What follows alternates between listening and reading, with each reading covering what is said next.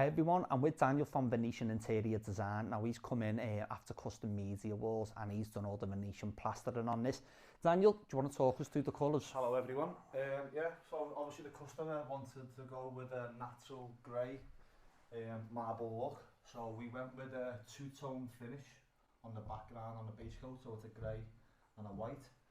Finished with just a natural vein running through the wall and obviously polished up to the shine. Do you have any different like samples and stuff that you can bring the customers? Yeah, we have like with this job we done like a sample on site, so the customer was happy. So we went through like 3 different samples and then she chose the right one. Yeah. And obviously this is the finish what she chose. He's come today back to the job, so he comes back to his jobs, he's got it all polished up and you want to feel the shine on it. It looks absolutely superb.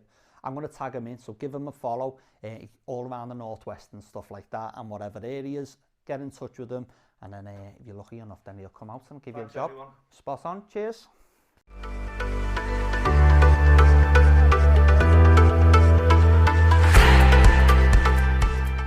Hi everyone, right, luckily enough customers let us come and see this. I got sent this when it was half done and I knew it was going to be next level. Kenny and the team at Custom Media have come out. Let's flip it around and show you the design. Now they've gone for floating shelves, one on the left, one on the right on each one. Gone with the spotlights underneath as well, a nice bright white LED spotlight which shining down onto this Venetian plastering done by Venetian Interior Design. It just sets this out probably better than I've seen a media wall before. It's a little bit different, it's not the norm.